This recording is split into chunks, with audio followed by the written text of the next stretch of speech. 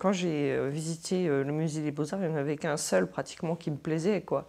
C'était une scène en fait d'une famille qui était en train de pique-niquer sur un champ. Il avait vraiment une connotation gaie, de joie de vivre, de gens en fait qui étaient heureux d'être ensemble. Et puis on voyait vraiment l'intégralité d'une famille, de la grand-mère aux petits-enfants, quoi, en fait. Ça m'a, comment dire, permis de voir que j'étais capable d'écrire, quoi, surtout, quoi, parce que c'est assez gratifiant, quoi, quand même, quand on a écrit un texte et puis qu'après il soit dans un livret, donc que tout le monde peut lire. Par exemple, toutes les personnes qui ont le même livret peuvent lire mon texte et tout ça. Et je trouve que c'est assez gratifiant.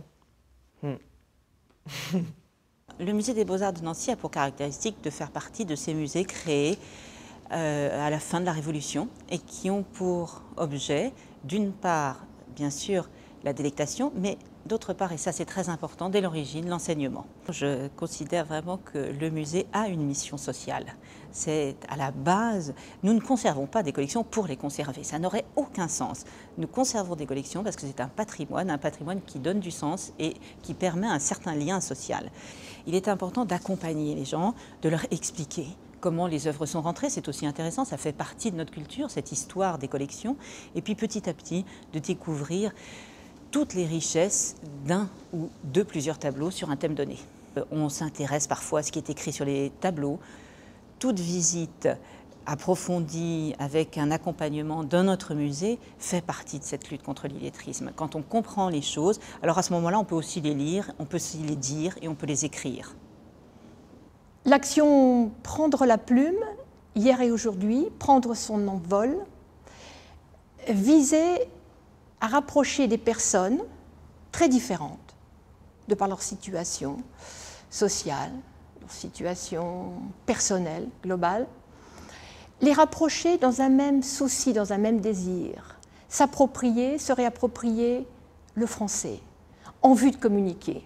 La chance du musée, c'est d'offrir des images qui sont précisément le support d'un langage, d'une expression sans contrainte, sans tabou, sans prérequis, sans besoin qu'il soit besoin de savoir le nom de l'artiste ou la date de l'œuvre d'art. Chacun est en capacité de s'exprimer, d'exprimer d'abord ce qu'il voit avec ses yeux, avec les yeux du cœur, et puis petit à petit de comprendre que de même que le langage articulé est complexe, il y a une syntaxe du vocabulaire pour donner sens et communiquer, de même un tableau comporte une syntaxe, une composition.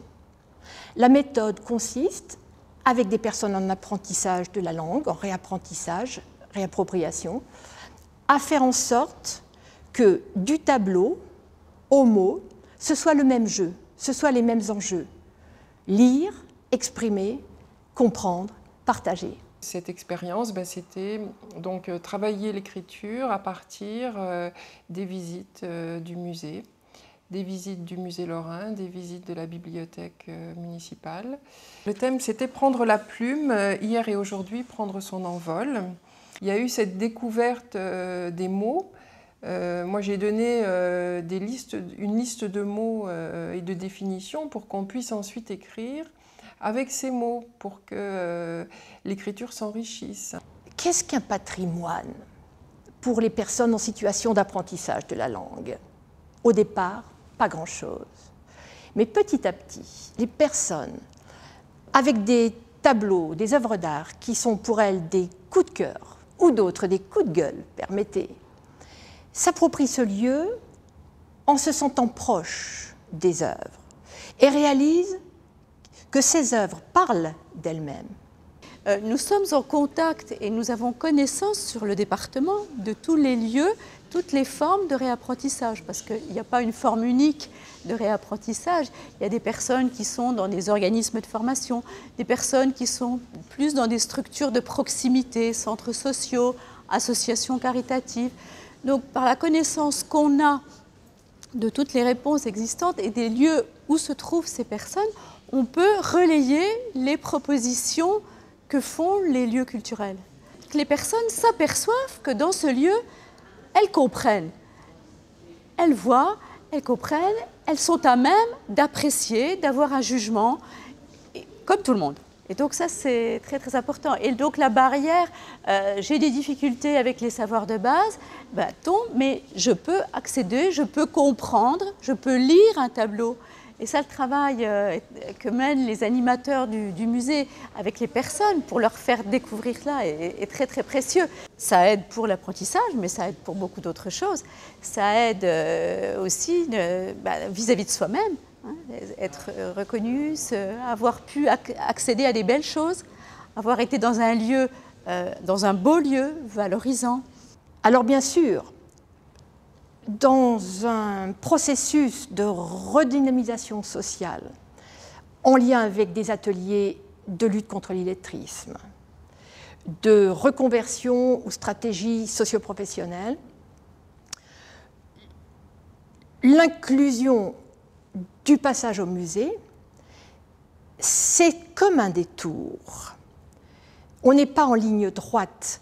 Ce qu'apporte le musée n'est pas immédiatement transférable dans un CV en vue d'une réinsertion sociale et professionnelle. Mais vous le savez, que souvent, le détour, particulièrement le détour culturel, ce peut être la ligne la plus directe pour arriver à une fin, à commencer par la restructuration de la personne.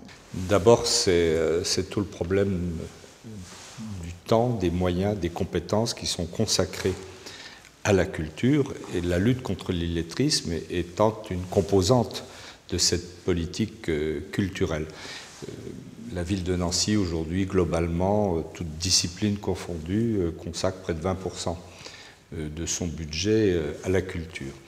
Donc lutter contre l'illettrisme, c'est d'abord être conscient de l'importance et de la gravité de la situation.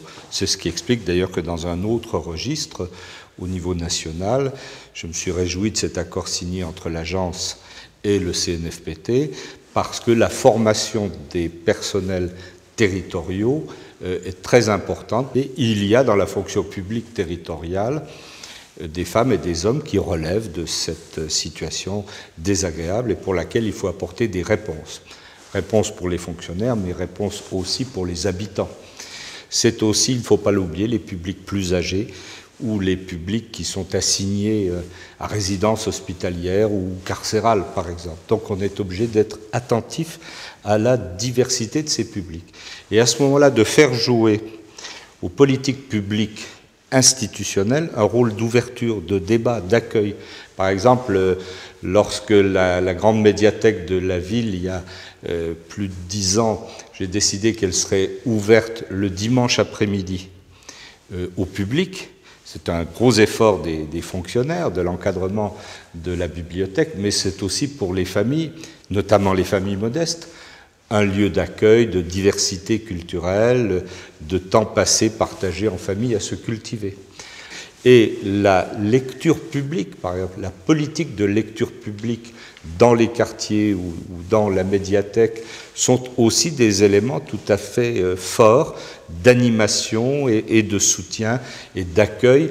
Et chaque fois que c'est possible, les parents, les enfants, parce que l'illettrisme, il peut toucher aussi bien toutes les strates d'une famille. Donc il n'y a plus aujourd'hui pour moi de politique culturelle qui ne comporte un volet d'ouverture, d'éveil, de partage, de formation et notamment en direction des publics les plus fragiles.